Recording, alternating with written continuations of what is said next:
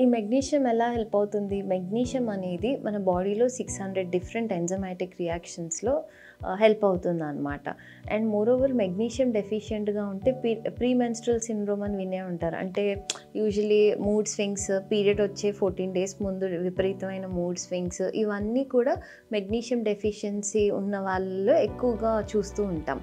And ఈ magnesium fertility పరంగా ఎలా హెల్ప్ అవుతుంది అంటే, ఇట్ హెల్ప్స్ ఇన్ ప్రమోటింగ్, అంటే బూస్టింగ్ స్పర్మ్ అండ్ ఎగ్ ఫంక్షన్ని బూస్ట్ చేయడానికి హెల్ప్ అవుతుంది.